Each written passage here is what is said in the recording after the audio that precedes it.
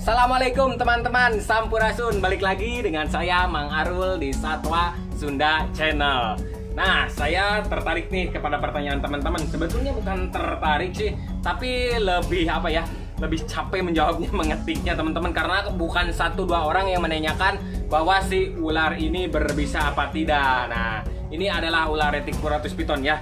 Reticulatus piton kalau nggak salah ditambah deh Malayo reticulatus piton. Nah, jadi akan saya bahas nih teman-teman, atau akan saya perkenalkan langsung aja di sini di video ini agar teman-teman gak selalu menanyakan, karena banyak juga yang di Instagram, "Bang, itu yang dijual berbisa apa enggak? Terus juga kalau gigit bisa bengkak atau enggak?" Nah, jadi saya akan bahas ya teman-teman nih. Ini ularnya salah satunya. Ini cakep, kalau ini simpenan saya nggak saya jual tuh. Ini ya lumayan cakep yang ini teman-teman. Satu saya nyimpen satu, nggak usah banyak-banyak. Nah, jadi saya akan bahas dia kalau gigit bagaimana, terus juga bisa dia bagaimana. Pokoknya saya akan bahas deh pertanyaan teman-teman. Udah saya simpen juga nih beberapa pertanyaan teman-teman. Let's go. Wih, ah.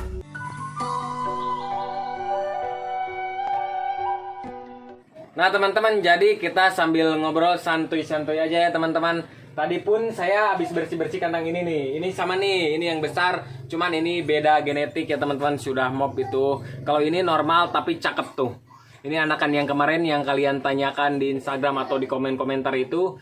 Dan kalau kalian belum lihat pas menetasnya, kalian lihat aja teman-teman. Kemarin ada beberapa clutch yang saya upload. Nah, jadi ini dia ularnya. Ini adalah reticulatus piton atau Malayo reticulatus piton.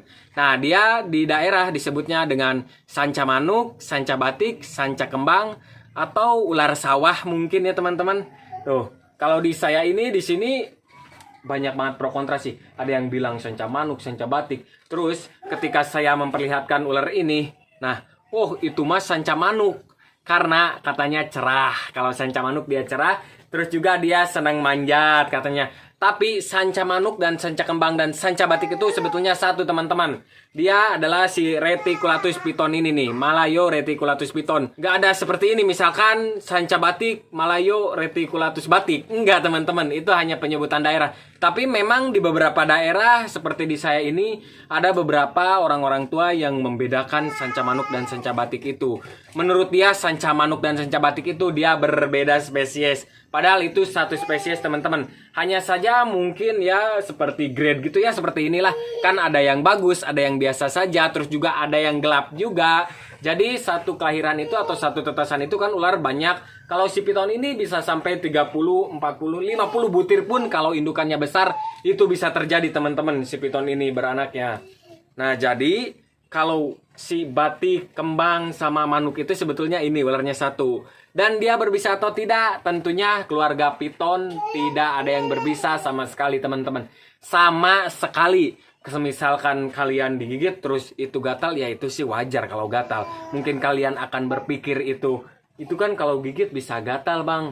Kan itu ada bisanya atau apa. Enggak teman-teman. Gatal itu jangankan dientup ular ya. Ketika kita kena goresan apapun itu, kalau lecet dikit gitu emang gatal kan. Nah, jadi kalau gatal itu bukan efek bisanya ya teman-teman. Kalau mungkin kalian digigit sama ular liar, bisa jadi ular itu makanannya kotor atau mengandung bakteri, bisa.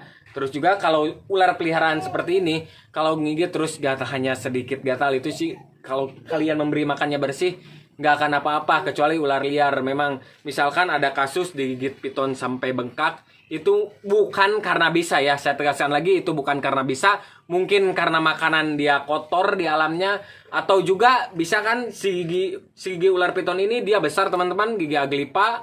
Nah, bisa jadi si giginya itu merobek, kena apa yang biru itu, kena urat teman-teman, kena urat kalian. Nah, kan kalau kena urat bisa bengkak juga kan, kayak salah urat itu kan bengkak teman-teman.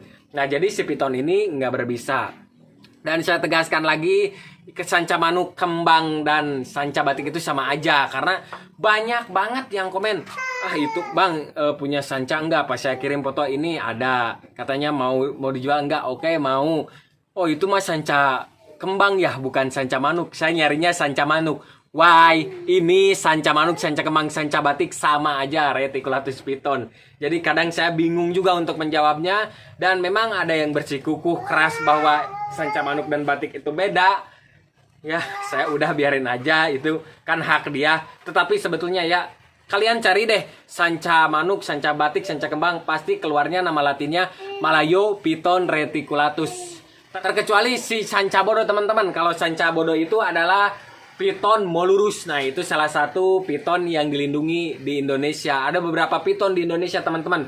Indonesia itu kaya banget sih, ular-ularnya cakep-cakep. Dan ular ini itu di luar negeri, wah harganya selangit. Apalagi yang udah mop atau genetik seperti ini. Ini dan pokoknya contohnya banyak lah. Kalau kalian pengen tahu nanti saya akan bahas teman-teman nih satu-satu ular di belakang. Kalau sekarang nggak bisa diganggu. Duh, ini agak hujan teman-teman. Kita pindah tempat, takut suaranya kurang baik nih. Nah, kita pindah tempat nih ke sini, pencahayaan juga lebih bagus sih di sini ya.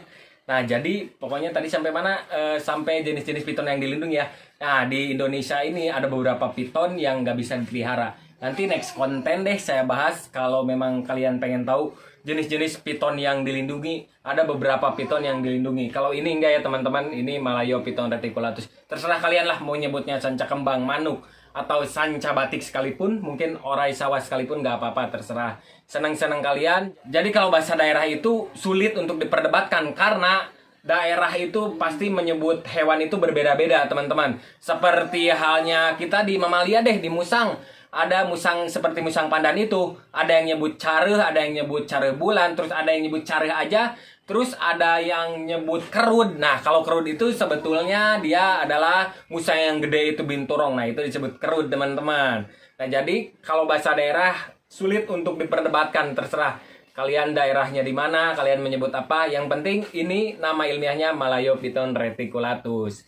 Nah, untuk makanannya kemarin juga ada beberapa yang nanya, sekecil itu dikasih makan apa? Ini gede, Bos, nggak kecil. Retic itu gede. Dia udah masuk tikus seperti kalian kalau ke tukang tikusnya deh, ke tukang.